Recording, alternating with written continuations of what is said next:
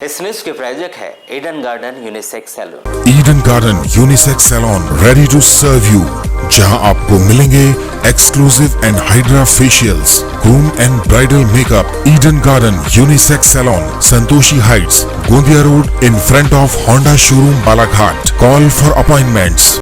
मजबूरी का फायदा उठाकर गरीबों का खून चूसने वाले एक बड़े गिरोह का वाराणसी पुलिस ने भंडाफोड़ किया है।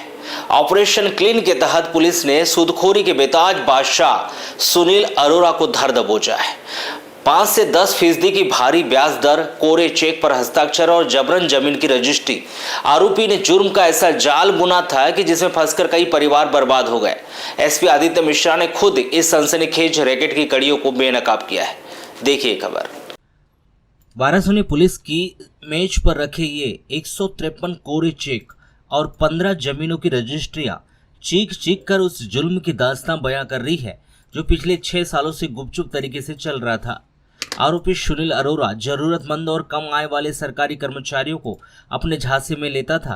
कर्ज देने के नाम पर वह न केवल भारी ब्याज वसूलता था, बल्कि पीड़ितों के एटीएम कार्ड, पिन और मूल दस्तावेज भी अपने कब्जे में रख लेता था। पुलिस जांच में यह भी पता चला कि आरोपी कानून का दुरुपयोग करने में माहिर था। वह कोरे चेक बैंक में डालकर चेक बाउंस के झूठे मुकदमे करवाता था ताकि दबाव में आकर लोग अपनी कीमती जमीन उसके औने पौने दामों में बेचने को उसे मजबूर हो जाए। एसपी आदित्य मिश्रा ने यह भी बताया कि हमें यह सूचना मिली थी कि सुनील अरोरा सूदखोरी का रैकेट चला रहा है। छापेमारी में इसके ठिकानों में भारी मात्रा में दस्तावेज मिले हैं।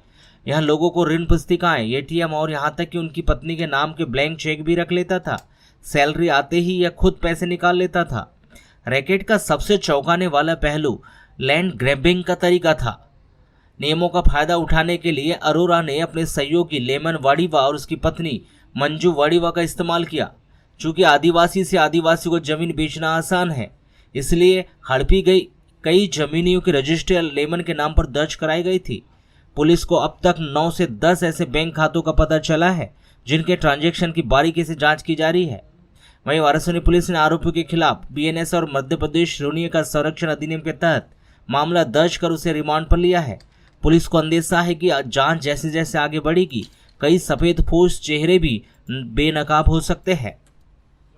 कुछ दिनों से हम लोग को लगातार इस प्रकार की सूचना प्राप्त हो रही थी कि वाराणसी थाना क्षेत्र में कुछ एक गैंग के रूप में ऑपरेट करते हैं कुछ लोग, जो कि ब्याज के नाम पर लोगों को, खासकर गरीबों को और शासकीय कर्मचारियों को, छोटे शासकीय कर्मचारी हैं, उनको ब्याज पे पैसा देते हैं और फिर ब्याज की इतनी ज़्यादा राशि उनसे वसूलते हैं कि एक तरह का सूदखोरी का रैकेट सा चला रहे हैं। इसमें लगातार पहले हमने विस्तृत रूप से सूचना संकलन किया कि क्या व्यक्तिगत इसमें क्या सच्चाई है।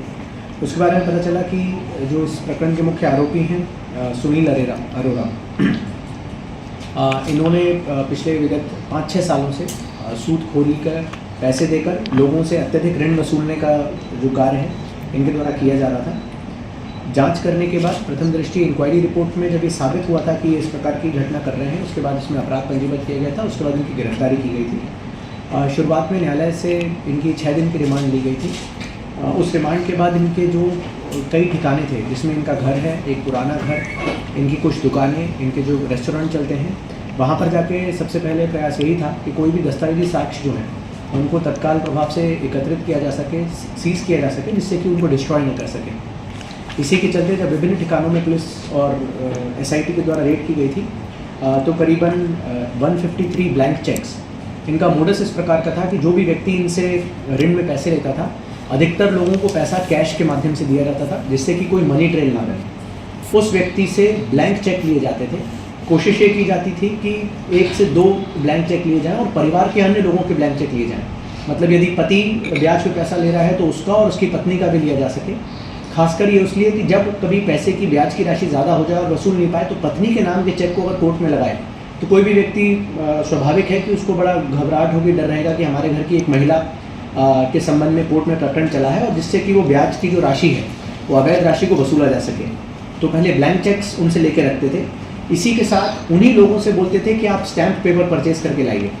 मुझे लगता है कि ये सोची समझी साजिश के तहत ही, क्योंकि उन्हें पता था कि अगर स्टैम्प पेपर वो खरीदेंगे तो जो नोटरी है, जिनसे स्टैम्प वेंडर रहते हैं, उनके पास डॉक्यूमेंटेशन बन जाएगा कि इस व्यक्ति ने, सुनील अरोरा ने खुद ने स्टैम्प परचेज किए थे तो जो भी व्यक्ति ब्याज पे पैसा लेता था पहले उसको भेजते थे, स्टैम्प वेंडर से स्टैम्प परचेज कराते थे और उन ब्लैंक स्टैम्प्स में हर जगह पे साइन करा के रखते थे, जिससे कि भविष्य में कोई भी यदि उनको लगता है कि हमें कोई फर्जी इबारत लिखनी है तो फर्जी इबारत लिख के उसको न्यायालय में दुरुपयोग किया जा सके।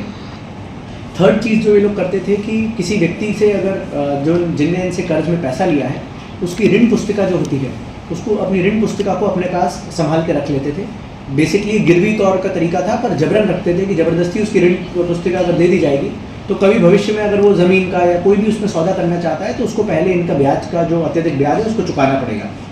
इसी के साथ कई जो रजिस्ट्रियाँ सीज हुई हैं उससे पता चला है कि लोगों के ज़मीन की जो रजिस्ट्री है वो या तो खुद के या खुद के इनके एसोसिएट्स थे। एसोसिएट में भी ये जैसे एक एसोसिएट का नाम पता चला लीमन वाडिवा, उनके नाम पे रजिस्ट्री करा के रखते थे। एक और चीज़ जिसका खुलासा हुआ है कि ट्राइबल लोगों की ज़मीन को किस प्रकार से नॉन ट्राइबल्स को बेचा जा सके, इसके संबंध में भी ये कॉकस चल रहा था, जिसमें एक अच्छा मोडस ऑपरेंडाई पता चला है कि इन्होंने एक ट्राइबल समाज के ऐसे व्यक्ति को जो कि उतने पढ़े लिखे नहीं हैं, उतने सक्षम नहीं हैं, उनको अपने साथ मिलाया। उनको मिलाने के बाद उनके नाम से ट्राइबल टू ट्राइबल प्रॉपर्टीज़ को ट्रांसफ़र कराया और उस tribal to tribal transfer properties के बाद फिर जब वो सीलिंग लिमिट्स के बाहर हो गई, जो शासकीय सीलिंग लिमिट्स रहती हैं एक ट्राइबल टू नॉन ट्राइबल बेचने के लिए, फिर उनको मोटे दामों में non tribal peoples, general category और अन्य लोगों को, कॉलोनाइजर्स को उनको बेचा गया। तो इस चीज़ का भी इसमें खुलासा हुआ है। इसमें करीबन 6 ऐसी रजिस्ट्रियाँ प्राप्त हुई हैं जो इनके एसोसिएट लीमन वाडिवा और उनकी पत्नी मंजू वाडिवा इनके नाम पे ट्रांसफ़र होने के बाद फिर अन्य लोगों को हायर रेट पे सेल करने की चीज़ें भी सामने आई हैं। इन सभी चीज़ों में एक चीज़ और जो समझ में आई है कि जिन भी व्यक्तियों से ब्याज पे पैसा देते थे उनका कई लोगों का ATM कार्ड और पिन जो होता है वो ही अपने पास रख लेते थे। तो जब भी महीने की, अगर वो शासकीय कर्मचारी थे और उनको पता था कि सैलरी आती है, तो शासकीय जैसे ही सैलरी आती थी जो उनके ऋण का पैसा होता था ये खुद ATM में जाके उसको विड्रॉ करके अपने पास रख लेते थे। इसमें एक फरियादियाँ हैं जो यहाँ पर भी उपस्थित हैं, इन्होंने करीबन